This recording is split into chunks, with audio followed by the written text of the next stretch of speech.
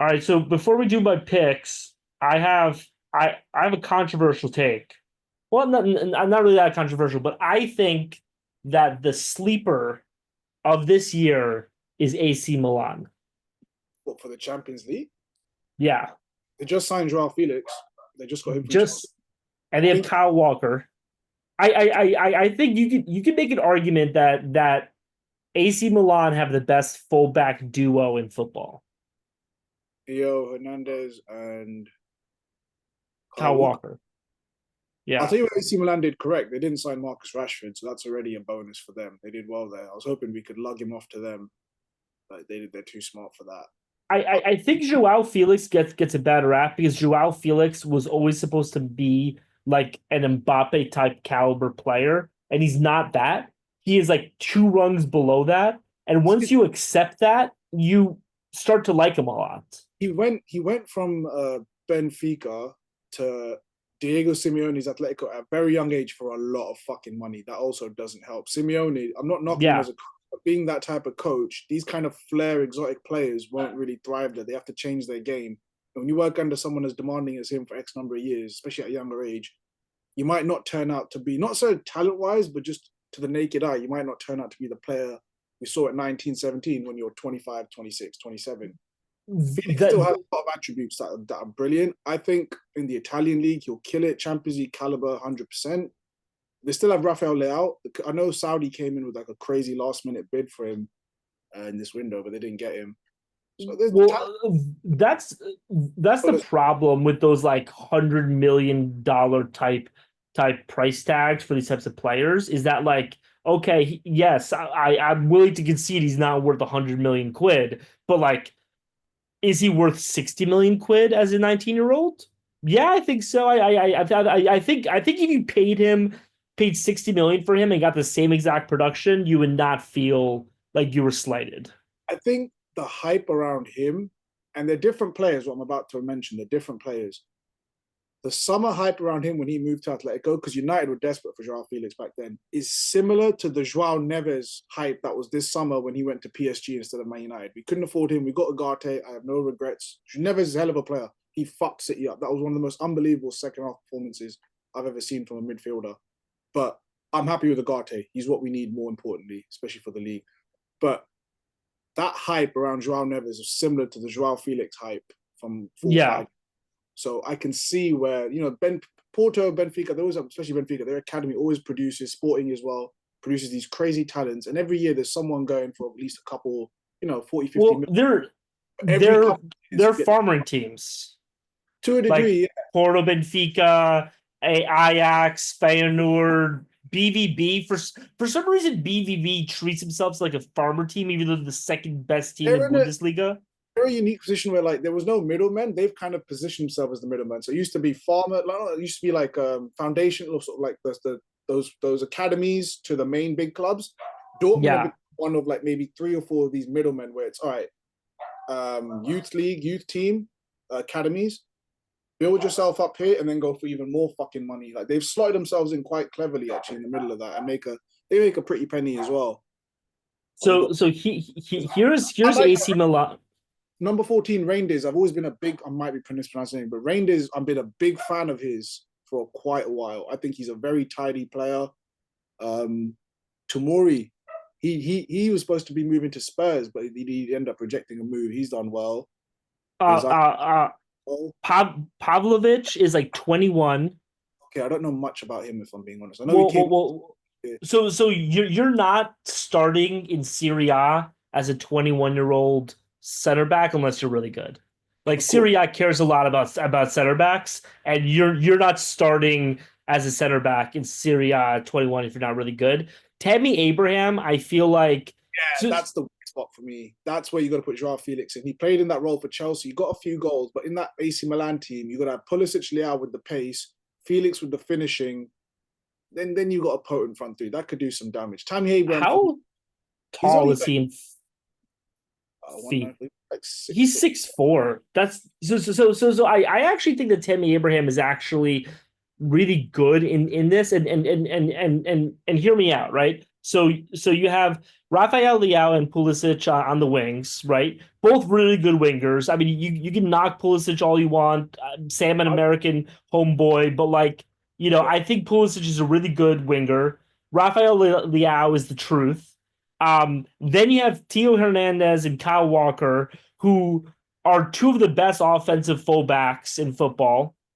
I'm curious about Walker's positioning in the Italian league. They're going to scrutinize him. As much as he's good going forward, they care about the defending. And he's always, his pace throughout the years, he's never been a good defender in that sense. It sounds crazy after everything he's Yeah, done. but he's just really fast. Yeah. His pace used to save him. Now that the legs have gone, his positioning hasn't improved. Do you know what I mean? Like, you Yeah. think over time, like, as his pace is obviously up there, his position's crap. As his pace is winding down, you think someone, especially a Guardiola team, would be like, all right, Kyle, your pace is going down. You're going to have to start smartening up a little bit. You can't teach an old dog new tricks most of the time. So as he's going up in age slowly over the years, you would have thought they would have Yeah. improved positioning. But he's the same. He hasn't fucking moved on. Most players do that. I forget who it was. I heard some old player talking about this where he said that like 26, I forgot the exact year, but let's just say 26 is the perfect year for a player because you have the athleticism of youth with the intelligence of So, age. yeah, you can still Yeah. pick up new things for sure. But I think putting Joao Felix in the middle, and I was trying to think of like the best comp for him when I was making my video. I can't think like I mean I'm thinking of like a Maradona-ish type attacking mid, which obviously Joao Felix is not as good as him, but like kind of like a shorter, more nimble, poor man's Bellingham, right? So you have him play that role. These two guys here, and then you have Walker and Hernandez creating chances from the side. That's a really potent offense right there. And Musa is also great. He's also an American. We have two Americans on this team, and Don't they know have about, don't know about Musa. and they have Fofana. I'm a Striker, huge Chelsea, Fofana fan. David Datro. Yeah, David Datro Fofana. That one. Yeah. He actually scores goals. He's got his goal ratio is not bad, even though he doesn't play much for Chelsea. And I also think that Iron Mike is the most underrated goalkeeper in football, and he might be one of the most underrated players in general in football. Like Iron Mike is an incredible player, I think. I would have two formations for this Milan team. In this current formation, I would play I'd Just keep it play Felix over here. It's but easy. Benessa brings a lot to the team there. I don't know if I would take him out. Unless maybe you could put him where Musa is. I'm not too sure. But Abraham, I would take Abraham out and put Fofana. I would start Fofana instead of Abraham and keep maybe put Benessa to the right and put Felix in the middle. Or more interesting, this would be more controversial. I'd play a 4-4-2 diamond where Leao and Pulisic act as basically your top two strikers. I'd have Yeah. with Hernandez and Walker, and have a midfield diamond of Felix, Benacer at the base, Musa and Reindeers in the middle. Oh, so I was actually thinking of something else when you said that. I thought you meant playing like two strikers where you have Joao Felix as there's an Italian word for this. There's an Italian one of my group chats who always like throws out these terms. But you basically have Tammy Abraham as the like standing there Ronaldo-ish finisher. And then you have Joao Felix as the guy who like creates a lot of stuff, which by the way was Maradona's role in the 1986 Argentina team as a Maradona obsessive. I just want to point that out. Maradona. Everything relates back to Maradona. Everything is. But yeah, so let's look at this bracket, and part of the reason.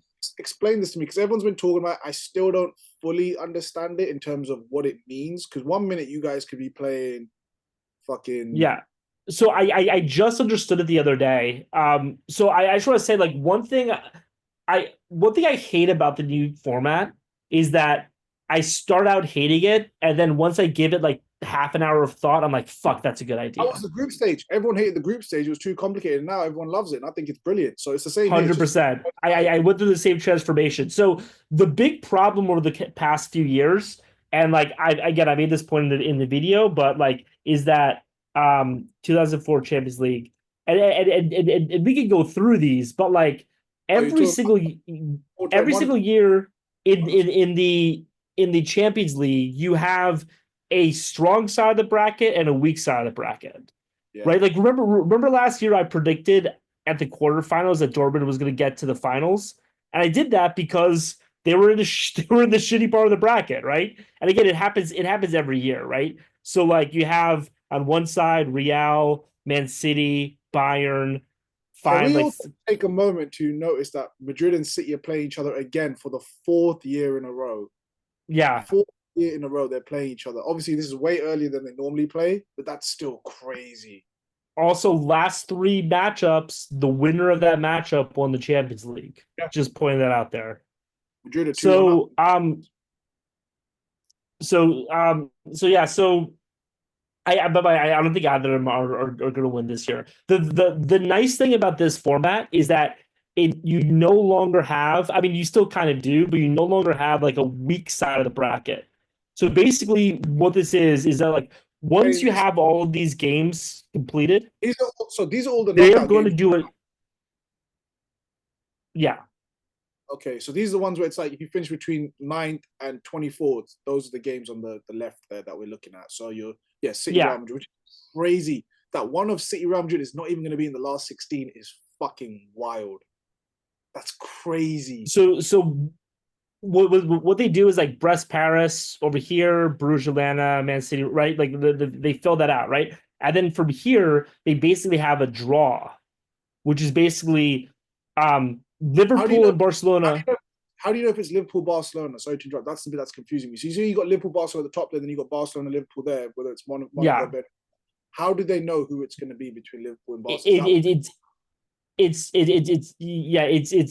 going to be a draw, so it's completely random. So you guys could have a really great draw with either Monaco or Benfica, or a really shitty draw with, let's be honest, it's going to be Paris unless they really shit the bed. Yeah, I mean, I'm not too scared of Paris. I mean, like, the worst part about this side is obviously having to play either Man City or Madrid, and then Juventus might also be tough. But like this route is not that Arsenal, difficult. or even Arsenal, really, they're down there. Arsenal, Yeah. potentially. So looking at this, right? So Milan are playing Feyenoord. I posted my like predictions for these knockouts. I think that this is going to be like a wrap. I mean I don't think Milan are the type of team that's going to run up the numbers on anybody, but I think it's going to be like a 3-1 over the course of two legs. Just it's be a little bit of a snoozer in my opinion. And then they play either Inter Milan or Arsenal. They are in the league against Inter Milan, they've won one and they've tied one. They've won away, but obviously with Inter, they're both home matches, right? For both teams. And I think that they could very easily beat either Inter or Arsenal. And then they have Bayern, Leverkusen, and Athletic Madrid. I think that this is also a very beatable matchup. And then all they have to do then is just beat out the finals. I think we're seeing it. Do you think Milan go to the final? Yeah, I think it's going to be either Liverpool or Barcelona, and then Milan in the finals. That's crazy. And then I think whichever one of us doesn't, get to the final, whichever one of us gets to the final beats Milan easily, like a 3-0. The thing is, you guys can't face Barca until the final. It's one or the other. Those are complete separate sides of the draw. So you've avoided the two form teams have avoided each other as it should be. Finished top two. Yeah, which by the way, I think is a huge fucking improvement on the last time. Because again, we used to have Man City, Real Madrid always before the final, and it was stupid that we had that. Granted, we got 90 extra minutes of that football, which was nice, but like it should have been in the final, and now the two best teams are going to meet each other in the final, as it should be, in my opinion. You're going to get City, Real Madrid, not even in the last 16. You're getting it like it's like Christmas come early. You're getting it in this like knockout phase before even the last 16. It's basically the last 32, really. Yeah, but I mean so I agree with that, but the counter argument to that is like City and Madrid aren't really at City and Madrid form. No, I don't know. I'm not knocking it. I like it. I like this. This is brilliant. This is like because normally, okay, if it was a normal world, this phase of like this knockout phase would be pretty average mid-team. You know what I mean? The fact that you've got your PSGs, your Juves, your Bayern Munichs, Milan, shit, even Dortmund. That's crazy. Yeah. And then Madrid and City. It's dope to see big fixtures this early on. Like this is basically like watching a Netflix series now. They've basically extended it so much where it's like each round will count now. Every Yeah, and I mean the good thing about this as well is you don't want too many of these games to be good just because you don't want to miss them. So like I think we have a good balance. So like I think we have really three watchable series, which is Man City, Real Madrid, obviously that's number one. Um, Sporting CP versus Dortmund, which is Celtic two. Munich, unbelievable. Celtic Munich. I know it's like a mismatch, but Celtic Park on a Champions League night, Jesus Christ! Bayern I Munich I, I was think Munich are gonna because like I think Munich are a paper tiger. So what I think is gonna happen this year is I think Munich are going to beat up Celtic 8-0, something like that. Some crazy line over the course of two games. And then they're gonna squeak out a win versus Leverkusen or Atletico Madrid, like a 3-2, and then they're gonna lose the next round. I I I, actually I just I think Atletico beats companies Bayern. I think they outwork them, and they Simeone is a shrewd manager. He gets one in on him, something tactically or some decision goes one way. I think Simeone's Atletico beats companies Bayern.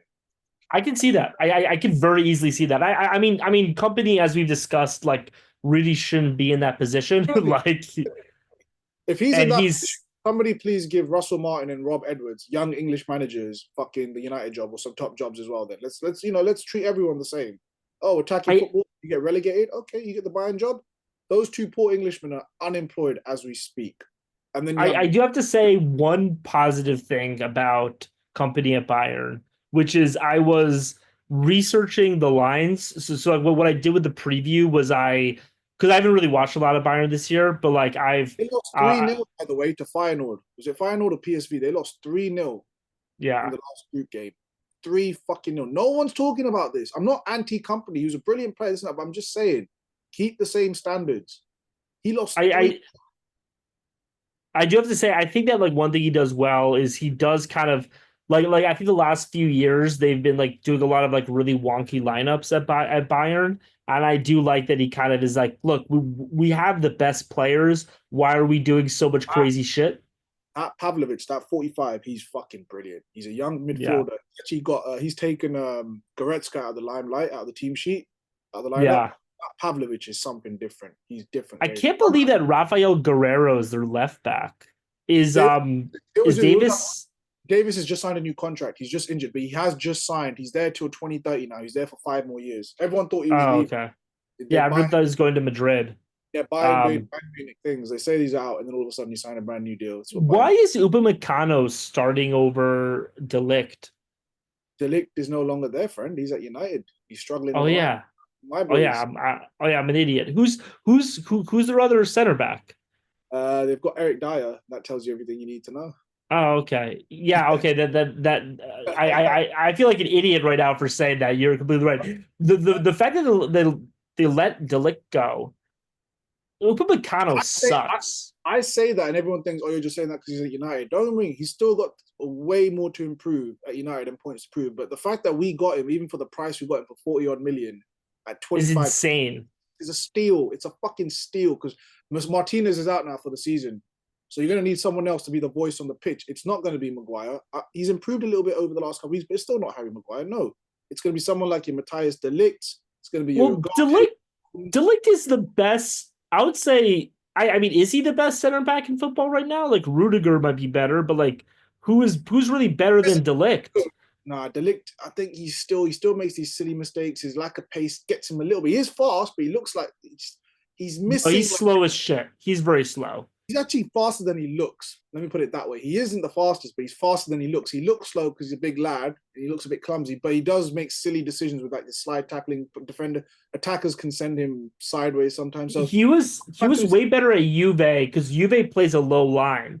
Delict yeah, needs to that's be in it. a Serie A team that plays a low line. Like, why are you?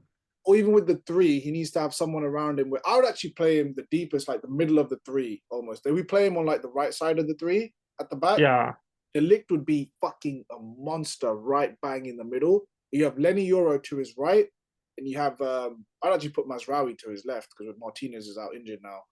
But the so fact in FIFA, what I always do when I play like a 3-4-3 or like a 3-5-2 is I do exactly that. Like if I have a slow center back, I put put the him, slow center back in the middle, who's usually the best one because like otherwise they wouldn't be on the pitch if they're oh, slow. yeah, yeah. and The then you problem, have the other two next to them. if you're playing Harry Maguire with, unfortunately, then you have to put De Ligt on the right side because Maguire is just slow and useless. So you're gonna have Yeah. to De Ligt. You're gonna have to sacrifice. But Maguire out the window, De Ligt banging them. For me, the perfect back three for us, like three defenders. De Ligt in the middle, Martinez on the left, you're on the right. You're not getting past us. You're not. Sucking Virgil van Dijk's dick a little bit. That's what made him, I think, such a great center back. Is that on the flip side of De Ligt, one problem with fast center backs is always that their skills are usually lacking a little bit, and the reason why is they're able to as we're just talking about with Kyle Walker, right? You're able to get by with just with speed to a certain extent, and usually if a player is available, if a center back is available who is that fast, they usually have some problems with techniques. Virgil van Dijk was fast and technical. He's literally the best of both worlds. He had Sorry, enough. I just love that dude. That's true. He was fast enough, and he had that aura about him where people would just turn around and go the other way. Like they wouldn't even attack that side of Liverpool's defense. They're like, what? For a couple of years before his injury, they're like, what's the point? But Yeah. back to De Right Ligt, now we're looking for a successor. 50. I'll tell you who the successor is. I have a successor for Van Dijk at Liverpool, and he would be a fucking monster. He wouldn't be Van Dijk's level yet, nowhere near. But Van Dijk's successor would come from Nottingham fucking Forest in the form of a young Brazilian defender named Murillo, who's only 22, but fuck me, is he a beast. Pace, power, puts his head where other people are afraid to put their feet. He's the total package. This guy, Can I tell Murillo, you something? Few things give me a larger hard on than a 22-year-old starting center back. Like if you're 22 and you can start as a center back, you're really good. I mean, I guess like a 20-year-old goalkeeper like a Donnarumma is like the only thing that gets me more hot and bothered. But like if you could get like a 22-year-old center back who is like good, congratulations, you now have solved that problem for 10 years. whether you like their football or not, Forest are where they are because they built on a solid back four where you have the likes of Ola Aina, who came on a free transfer, unbelievable fullback. Murillo and Milenkovic, solid centre back pairing. I mean, whenever you have a Serbian name as a center back, you know they're good. You know that a Serbs. Young Brazilian powerhouse and a Serbian centre back. Like, what the fuck are we talking? I mean, the nice thing about the center back position is that you could have. I mean, just like putting it in terms of like FIFA rankings, if you could have a 90 or an 89 or a 90 rated center back, your other center back can be an 82. Like you're fine. You're okay. One can be better than the other, and that with Van Dijk, he makes Konate better, he makes Joe Gomez better. Like that's the sign of a true exceptional player is when the guy next to him looks better when he plays with him. Yeah, I mean, Kwanzaa and Konate are kind of. I mean, the thing about Kwanzaa and Konate is that they're both very young, and they're also both measured against Virgil van Dijk. I'm a big fan of Jarrell Kwanzaa. I hope you lot sell him a mistake and letting him go. I think he's fucking unbelievable. I don't think we're going to. I think we view him as the future of our team. He should be 100%. He should be molded alongside like Van Dijk should be like molding him into what he is, so that when he goes in 2 years or hopefully sooner, probably 2 years. That's what's happening. That's literally the plan. If Trent is stupid enough to leave now, which I hope he is, if he's dumb enough to go, Kwanzaa will end up being your captain in 2-3 years. That will be the move. Local lads at the back. Fucking played alongside Van Dijk in Liverpool's greatest ever back force in the Premier League. Is Warrington near Liverpool? It's near Manchester, Liverpool sides. Yeah, it's not far. I think Harvey Elliott is also a local lad. He came up from Fulham. Where's Chertsey? Chertsey's like, I should know this. It's like a posh neighborhood, like okay, outskirts of London. Oh wait, sorry. I'm such an idiot. Curtis Jones should be our fucking captain. Every Liverpool fan loves Curtis Jones. But he's not. He's a squad player. He's not a starter. I'm sorry, and I'm not knocking him because I think he's done really well. It's the same way I never thought John O'Shea or Darren Fletcher would ever be United captain. These are ultimate utility players for the squad, and they're brilliant, and they'll have clutch moments.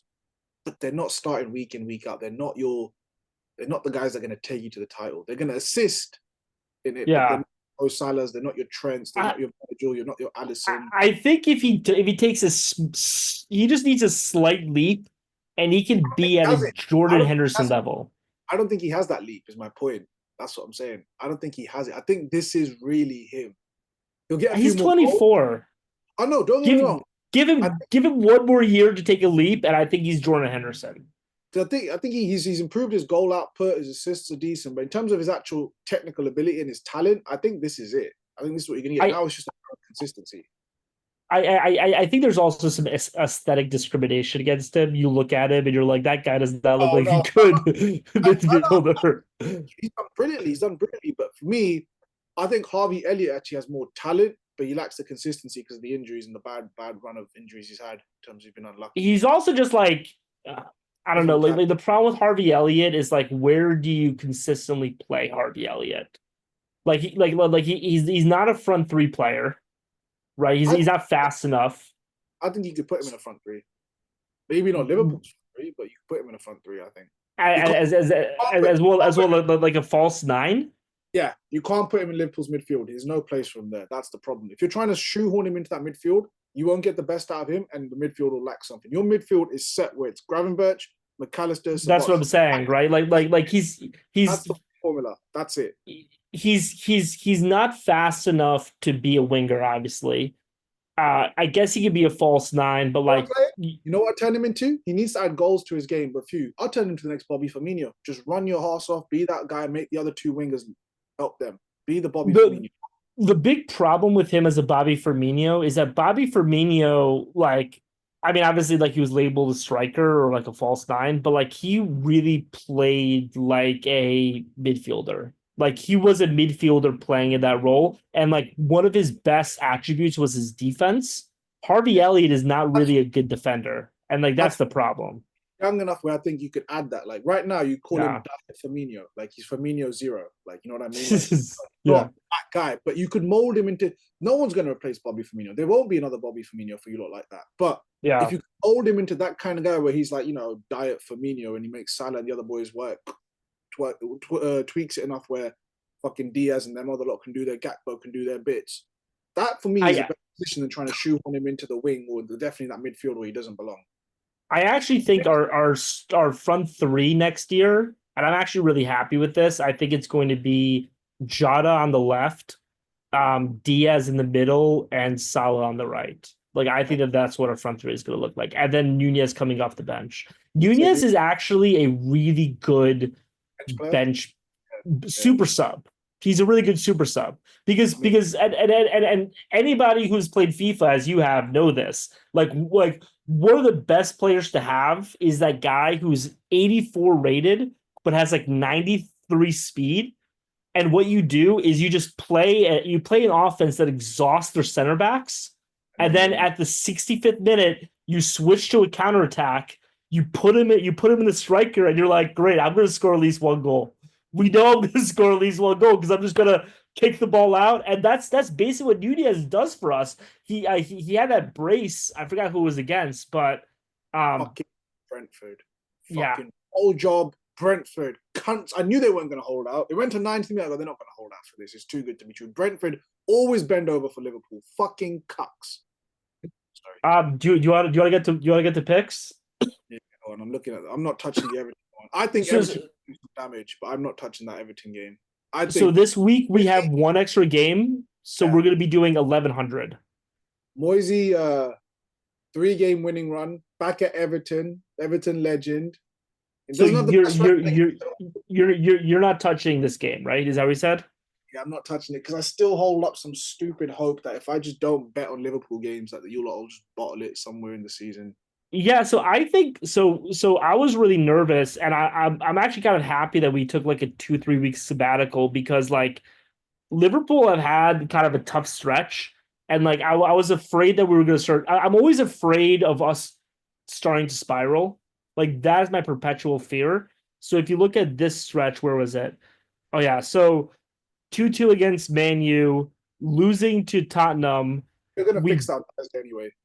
We beat Accrington, and then we tied Nottingham, and then we just discussed.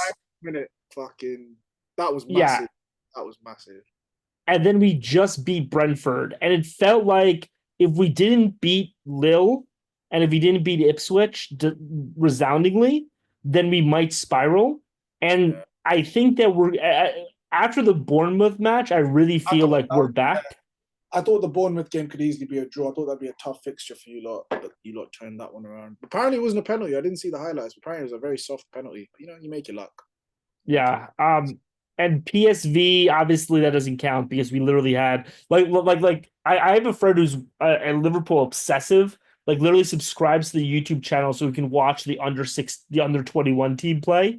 And like even he did not recognize some of the players on the pitch for Liverpool. So that obviously, we're not upset about that. So I'm putting 200 on Liverpool. I think we're going to confidently win this game. I think Liverpool's back. I think that we have a couple of tests coming up soon, but this isn't one of them. We are so Brighton, back. We are so back. we are so back. Brighton versus Chelsea. What are you thinking? Brighton just got hammered 7-0. Chelsea just nicked a 2-1 win against West Ham last night. I'm going to put 200 on the draw, on the tie. 200 on the draw. Yeah, I was riding. I'm just gonna keep this up concurrently. I was riding Brighton a lot earlier in the season.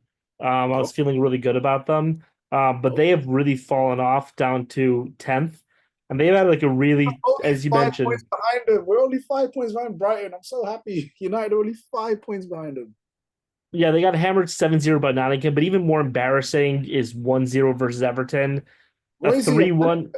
Well, they whooped us. Yeah, they whooped us. It's not even really a whooping, to be honest with you. 2-0 versus Ipswich, 4-0 versus Norwich. This isn't impressive, in my opinion. And then we have Chelsea on the other hand. Chelsea has been playing pretty well, I think. They did well last night as well. I saw this. Yeah. They were doing well. They were 1-0 down to a Jared Bowen goal for West Ham, but they turned it around. Pedro Neto is one of the signings of the season. I keep telling everyone. Chelsea problems like Yeah.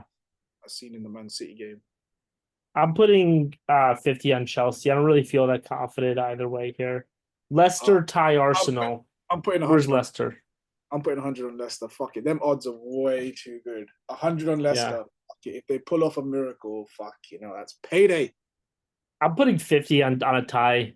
I Win.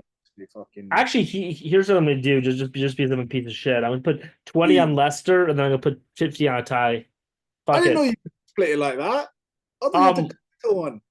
This I is this I this is some Belichick bullshit. This is some Bill Belichick bullshit. I'm telling you this now. I thought so too, and then I was thinking about it the other day, and I was like, why don't I do this? Oh yeah, just change the rules halfway. Yeah, fuck it. You can do this too. There were other games I would have done this on. You just can't just switch it off. Wait, it's fine. It's okay. This is Patriots. This is Patriots football. I get it. It's not Patriots football. I thought of this week. Deflate the odds. It's okay. It's Patriots. I thought of it this week. All right. Um, Which it's got to be Villa. They have to start winning games again. right? Eventually. Villa tie Ipswich. Let's see, Villa. Wow, Villa are eighth. How the team? So Nottingham Forest, they're good, huh? They're really good. I think they're gonna make top four. So what? The game extra, you have that game in hand. Even a draw. If Everton just get a draw with you lot, like it just gives everyone hope. Villa tie Ipswich. What do we think? How has Ipswich been doing? Ipswich has been doing okay, right? I mean, they're 19th, but their performance has actually been pretty good. They've been unlucky in a lot of situations. The Ed Sheerans. Again, they try and Kieran McKenna, he tries to play this attacking, sexy football, and then his goalkeeper, someone just makes a mistake at the back and they just get punished. Yeah, I'm not gonna trust this. I'm gonna do 100 on Aston. Same here. I'm sticking 100 on Villa.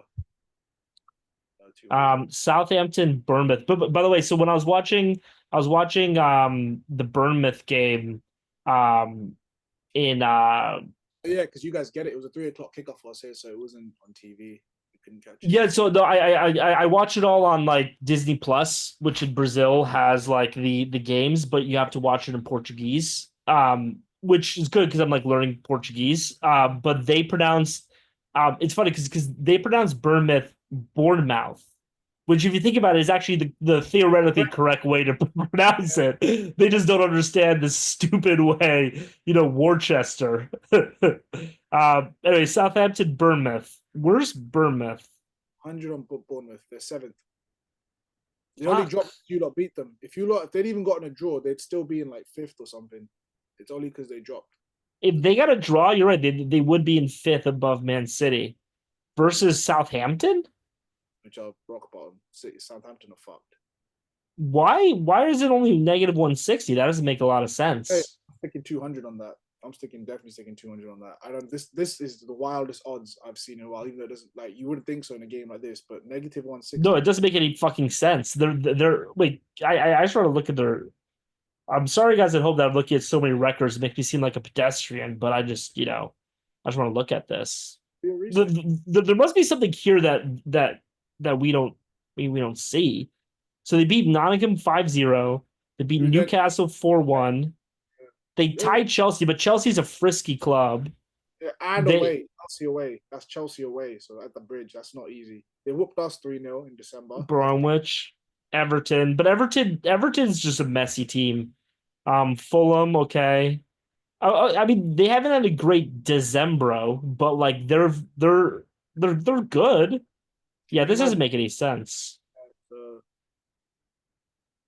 Probably just a couple of ties they think that's holding back. West Ham, Brentford. Ooh, this one's tricky. West Ham, Brentford.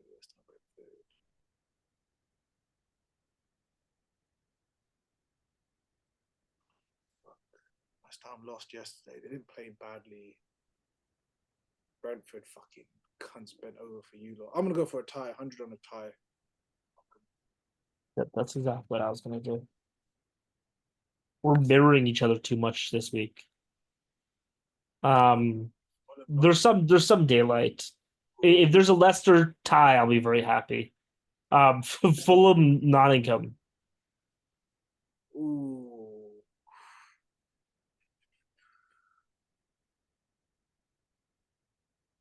Nottingham. Wait, Fulham are favorites against Nottingham? It's Fulham at home. That's why I think that's the only reason. Because Nottingham lost against 2 games That ago. doesn't make any sense. That doesn't make any sense to me. I'm gonna stick 100 on Nottingham Forest as well. Yeah. We're literally because the tie is the exact same odd. It's only because the tie and the Forest are the exact same odds. I'm like, fuck it. Yeah. City minus 135 versus Newcastle. So I guess Vegas believes that City is back. I'm sticking 200 on Newcastle. Fuck City. They've just got harassed by Arsenal. 200 on Newcastle. Ooh, it's the same odds for the tie actually. Fuck. I mean, go with your conviction, man. Yeah, fuck it. Go on Newcastle. Get the result. They've had some bad results recently. Newcastle started dropping as well recently. That second half, Arsenal fucking wrecked them. First half, City all over the place, all over them. But here's the thing: is City back? I mean, they just got humiliated by Arsenal. They beat Club Bruges, but that's nothing to brag about. They beat Chelsea, which is an up and down team. They lost to PSG. They beat Ipswich. They tied Brentford. 2-0 up against Paris, by the way. They were 2-0 up. Yeah. They beat Salford 8-0. Leicester. I mean, there's not really an impressive win here. I guess Chelsea, but they also just signed Nico Gonzalez as well from Porto, he's basically baby Rodri. Like he's going to be an unbelievable player. So City this year up and down. Next year they're back. They're definitely back. I saw that they spent more in this transfer window than the other 19 teams combined. They bought Marmouche. They bought a couple of centre backs that are pretty decent young ones, and then they bought fucking.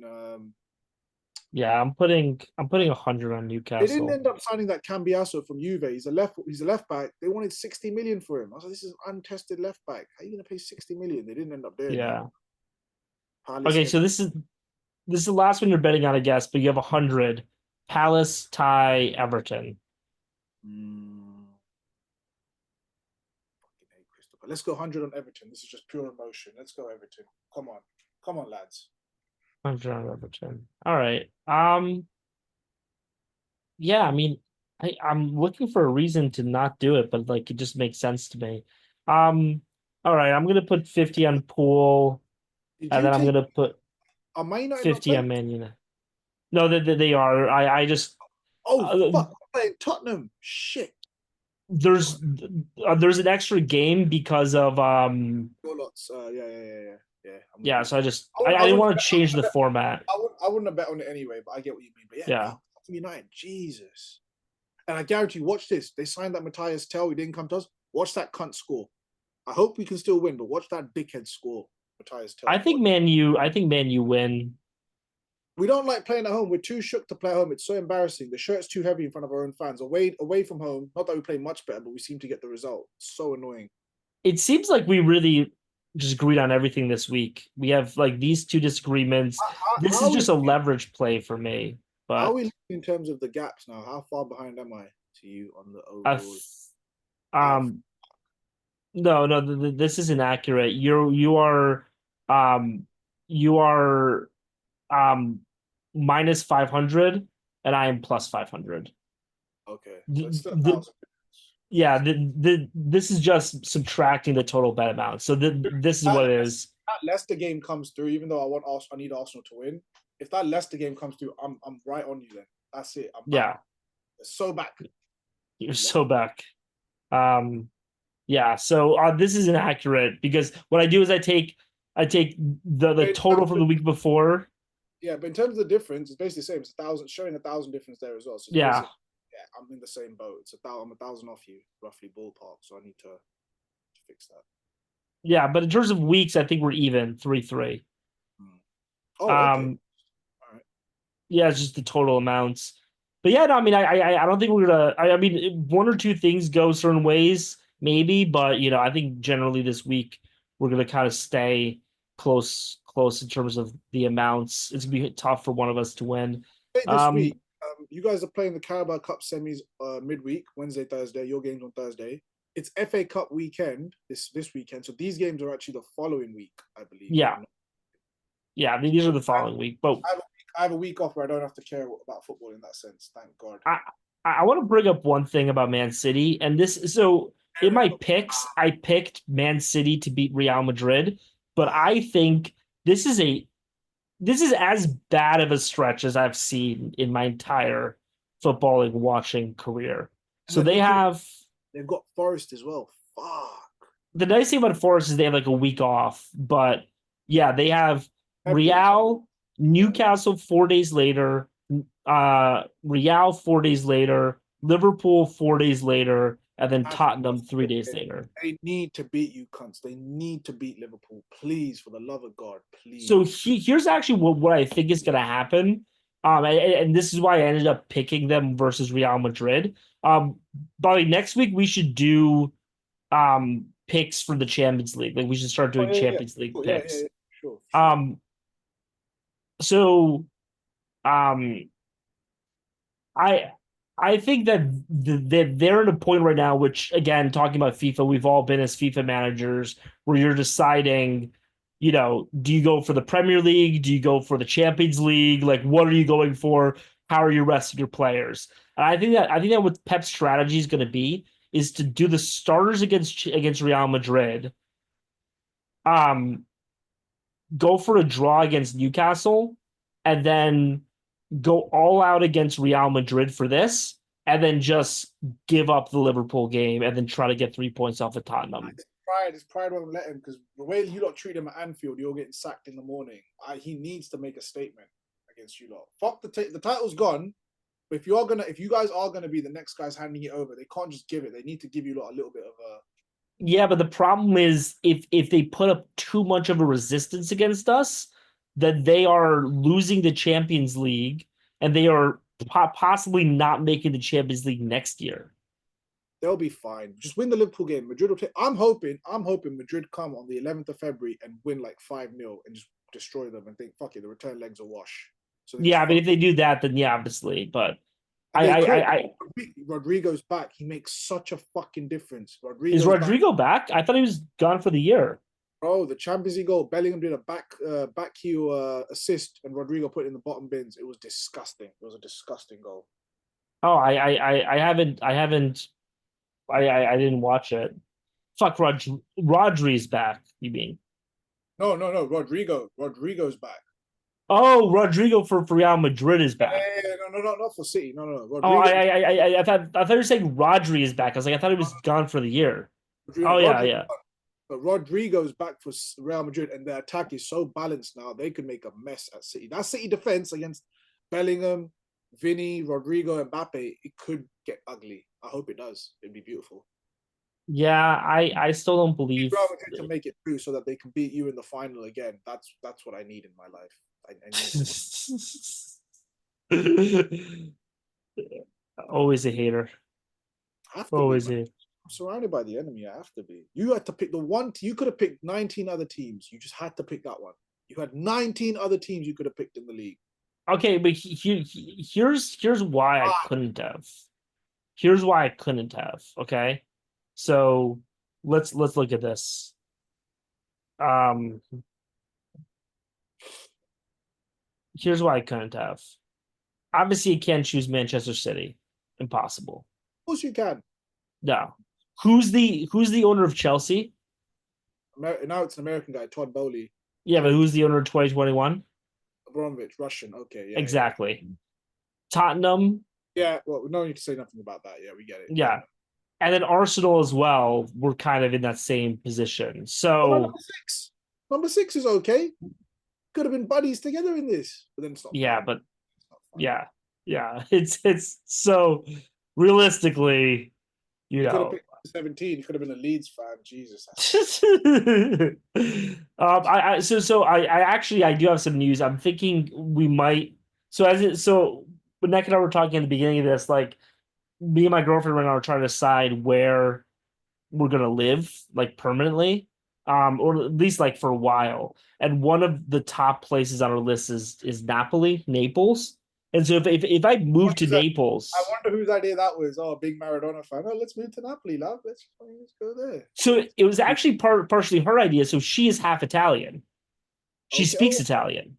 Oh shit. Okay, fair enough. There you go. Then. Yeah, so and also there are apparently like homes being sold in like Southern Italy for cheap.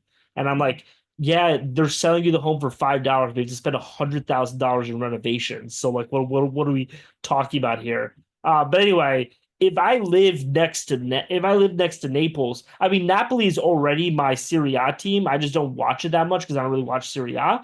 But like if I'm living next to the Maradona Stadium, I'm 100% going to be a hardcore Napoli fan and like Dude, forget about I was Liverpool. thinking about the pizza, man. Fuck, the food's gonna be unreal right by the water. And you're visiting. You're visiting during that month. Catch a game, 100%. We'll definitely catch a game. So like we're not really having a formal honeymoon. We're just gonna like because we're traveling around the world. So like the whole thing is kind of our honeymoon. You know what I mean? So um, by the way, guys, people who are still watching this for some reason, text a neck and tell him to send me a picture. Let's not do this. Not do this here, please. I'll send you the Okay. picture. I'll send you the um, I'll send you the picture. I'll send you the picture. do we have any other stories to cover? Any other football stuff? Anything else top of mind? It wasn't recorded. We talked about earlier. Paul Hughes was cheated. Dubai, Yeah, you need to be better. PFL, you need to get better judges. Sal D'Amato, you fucking scummy bastard. Usman, piece of shit. you don't know what you did with the crowds and stuff at the weigh-ins, all that. We don't need to get into it. We're not snitching, but all right, that's how we work. Okay, cool. But Paul Hughes was robbed. We all know who won that fight. Run the rematch. It has to be in Ireland. Man up, not the fuck up. Let's fucking go. Can I go on a little bit of a rant that might get us a little bit canceled? But I'm not sure how many people are still watching. I told myself back there. Go on, please do. So like F1 season is starting again. Yeah. And like Hamilton crashed the car already in training. What's he doing? yeah. So I kind of have a problem, which is that like there's so much of the narrative around F1 that I just fucking hate. And I'm just gonna go full on Andrew Tate on this shit, where like the problem is like I kind of have a problem. I'm gonna say it this one way, and I'm gonna rephrase it. I kind of have a problem with women watching sports, and what I mean this is I kind of have a problem with women injecting sports with feminine energy, because F1, if you follow it, it is all just like the liveries. Which is basically like the design of the cars. And like, yeah, some people talk about the football kits, but like that's like 1% of the conversation, right? Of like the football, you're like, oh, that's a cool kit, and you just go back to talking about football. In F1, people are constantly talking about the liveries. They're constantly talking about Lewis Hamilton's outfits.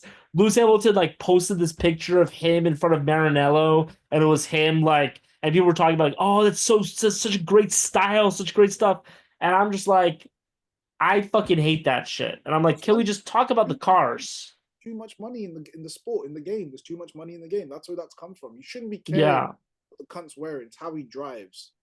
How yeah, he's driving. Why is he crashing the car in practice? Can we just go back to that for a second as well? Who yeah, does that? You just joined Ferrari, and you know what they did? The British media are so clever. Oh, when he first joined his McLaren, whoever, he crashed that car as well. Look how well he did. No, it's not the yeah, point. You're paid to drive. Why are you crashing the car? Why is no one? The youngsters wanted to practice, they couldn't. The up and coming drivers yeah. couldn't because this fucking selfish bastard went and wrecked the car. I hate it. Ki- and by the way, so I started watching Welcome to Wrexham, Ah, yeah, I've seen the first season. I saw the first season. and like the same thing happens there. It's constantly about this bullshit that I just don't care about. And like one thing that kind of pissed me off, and like I stopped watching in the end of the second season, was like they do the fan interviews, and the fan interviews are like 70% chicks. They literally are 70% chicks, and they're being interviewed. They're like, "Oh yeah, if we score a lot this weekend, we should be able to win the game." And you're watching, you're just like, "Oh, great analysis, brilliant, really." So you need to score, and and then and then and then you watch the actual game, and you see the shots of the fans. It's 99% dudes, Yeah, and you have this phenomenon where like people want to be representative to the demographics of the country, but not to the demographics of the people who watch the thing. You know what I mean? And so the whole show is just like this bullshit. But anyway, it's a huge problem I have with the way that F1 people talk about F1. It's annoying. There's some F1 accounts that I love, and like they post videos about this maybe. shit, and I just hate it. Where do you think this started? You know, the grid walk's a bit mad as well. You know, they can just walk around the grid and interview, and there's like celebrities there and stuff. Like, what's your take on that? Because that would kind of piss me off. It's cool, but I feel like it, and I know nothing about F1. I barely watched it, but the few things I've seen Yeah, on sports news interviews, fuck you, Sky Sports, fucking slow sports news.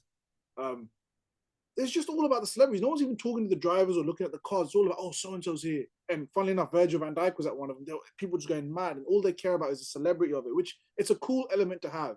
It's like watching Taylor Swift. You know what? The fact the Chiefs are in the Super Bowl, let's go Eagles, go Birds. Fuck the Chiefs. The camera's going to keep panning to her every fucking 5 minutes. I don't need and to see her and her and friends celebrate fucking whatever. and here's the analogy that I always make about this, which is like I was talking to somebody about the movie Wicked, right? And someone was talking about like Wicked is like a uber woke movie or whatever, right? And I was like, great. I'm happy that there are uber woke movies.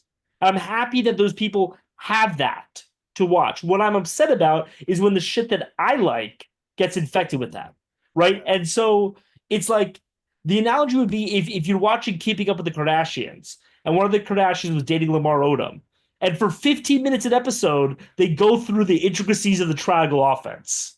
It's like I as a basketball fan, I wouldn't want that because it's like you as a girl are not watching this show to learn about basketball. You're watching the show to learn about bullshit or whatever, whatever they do. And that's why I have a problem with the way that this energy is infecting sports because it's like that's not like and people. So I don't really watch the NFL that much anymore, but I can completely empathize with guys who are like, look, I watch this to get away from chick bullshit.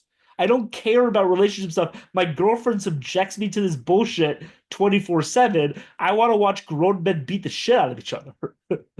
And yeah. So I personally don't get mad about it, but I get mad about it on other people's behalf with Taylor Swift. You have to watch the whole thing, obviously, and I'm gonna count. Actually gonna keep count the number of times the fucking camera pans to her and her stupid friends celebrating whatever fucking Kelsey and them boys do. First of all, again, Yeah. go, I hope they fucking smoke them. Go Birds, but fucking sick of it. Absolutely. Yeah. The one thing with the F1 and the celebrities is like there are certain races where like it is appropriate for that race. Monaco makes sense. Vegas, Monaco. Monaco is that's what you're there for. It's the principality. You're there for the celebrity. That's the. It's also a shitty race. Monaco is the worst race on the calendar by far. It is a terrible. I literally this year I didn't even watch it. I watched the first 5 laps. I turned it off. It is the worst race. Is it the Spanish one that goes underneath the Madrid stadium now? The new stadium has that track. Yeah, that's fucking dope. but the problem with the Monaco racetrack is that like Monaco is the oldest track in F1, right? And Really? so when they made it, it was for so here I'll show you. Probably a different type of car in it. Way more narrow. Yeah, I can imagine what you're gonna say. Yeah. So this is what they look like. And so it was fine, but right now the cars are so wide, you literally cannot pass anybody. So hot take here. What would you say as a fan? Again, I have no dog in this race. Let's say you still have all your races, but the Monaco race, they take it old school. You have to run in them cars.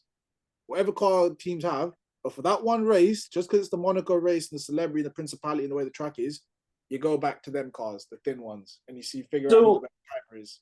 I mean, I would love that.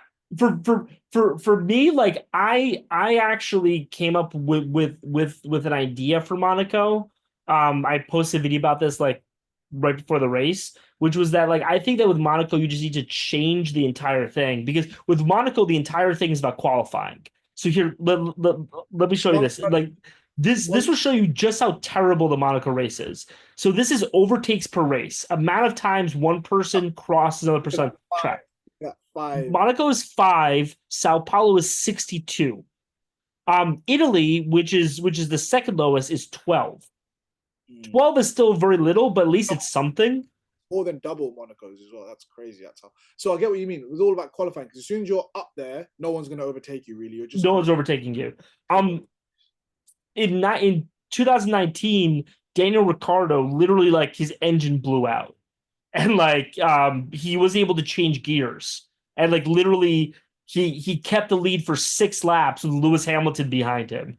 Which is and in any other racetrack is impossible. You know what I mean? But like he was able to do it by just driving really wide. Probably why they don't change it, because they know it's that brings that element to it. It's the same thing with VAR. Let's be honest, VAR's dog shit.